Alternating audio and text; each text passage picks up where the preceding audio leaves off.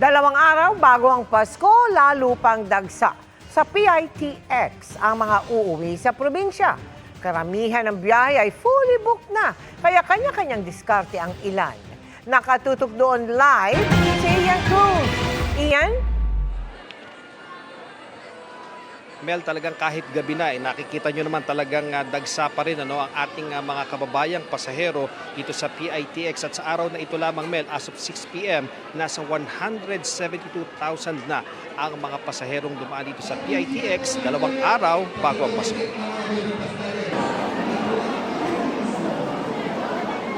Mas ramdam ang dagsa ng mga pasahero sa Parañaque Integrated Terminal Exchange o PITX pagpatak ng hapon, dalawang araw bago ang Pasko. Si Rose Angie, biyaheng Ormoc City sa Leyte sana, pero dahil fully booked na ang mga biyahe patungo roon, dumiskarte na. Kumuha na lang siya ng ticket pa Tacloban City at mula roon ay hahanap ng masasakyan papuntang Ormoc. Makauwi lang bago mag Noche Buena. O yun na lang po yung kumbaga available kasi fully booked na po kasi yung ibang bus. Saka on the spot na lang din po ako yun yung plano ko kasi pag bukas sigurado wala na talaga. Si Michael Tamayo, tanggap na raw na hindi makakaabot ng Pasko sa Bayugan City, Agusan del Sur. October pa nga lang daw, puno na ang booking, mapabus o barko. Ngayon, biyaheng Matnog Sursugon muna siya at magbabaka sakaling makarating ng Mindanao kung may bakante sa mga roro. Mahalaga, makauwi po ako ng bagong taon. Kailangan ko po ako ng bagong taon kasi bibira lang ako umuwi. May mabibili pa namang tiket, lalo na yung mga biyaheng Bicol. Nagdagdag din ng bus sa PITX. Yun po ang ini-expect ko na mahirapan ako. Pero pagdating ko, napakaluwag naman ho.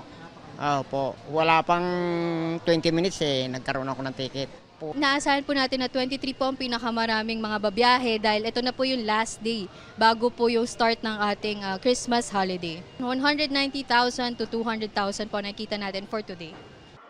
Bandang tanghali, nagkaroon ng ilang segundong power interruption dito sa terminal pero hindi naman nakaapekto sa operasyon.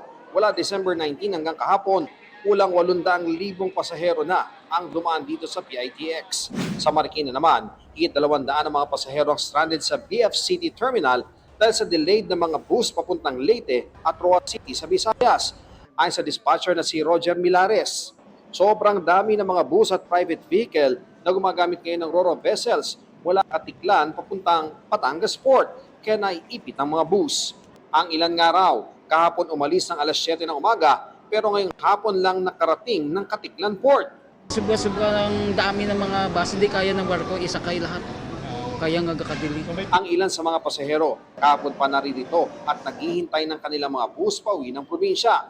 4 o'clock po daw po darating namin kasi yung sakyan daw na barko yung may problema. Dagsa rin ang mga pasahero sa mga bus terminal sa Cubao, Quezon City kung saan pinipilahan ng mga biyahe pa Northern Luzon at Bicol. Ayon sa admin ng terminal, tuloy-tuloy ang biyahe bagamat nagkakaroon ng delay dahil sa traffic. Aantayin na lang talaga. Basta makauwi para makapagpasko naman sa pamilya. Maluwag at maaliwalas din ang biyahe sa Araneta City Bus Port na may biyaheng Batangas at Lucena City, Quezon. Makikipagkita lang po sa mga pinsan namin kasi matagal lang po kami hindi nagkikita. Babalik po kami ng 25 ng tanghali para dito na rin sa anak ko sa boarding house niya. Doon din na kami magpapasko na. Nasa 1,600 na special permits na ang na-issue ng LTFRB para sa karagdagang bus. Meron pong congestion ngayon sa Port of Matnog dahil sa volume lang talaga. So yung turnaround time ng ibang bus medyo tumatagal more than usual, no? So yun ang ating minomonitor kung kailangan pa talaga mag-issue ng additional special permit. Mel, kanina nga ay dumating dito si NCRPO Chief Police Major General Anthony Aberin para mag-inspeksyon at ayon nga sa kanila wala naman ay talang untoward incident, wala raw na nakawa ng gamit o nadukutan kahit nga napakarami ng mga tao dito, pero patuloy daw silang nagdagdag ng mga pulis dito sa PITX dahil nga namomonitor nilang talagang napakarami ang mga taong dumarating dito. At Mel, doon naman sa mga pasahero na magtutungo dito para sumakay, ang paalala nga ng mga otoridad, wag na magdala ng anumang matatalas at mga flammable na bagay dahil kukumpara kukumpiskahin yan at hindi maisasakay doon sa kanilang mga biyahe. Yan muna ang latest mula rito sa PITX. Balik sa iyo, Mel. Maraming salamat sa iyo, Ian Cruz.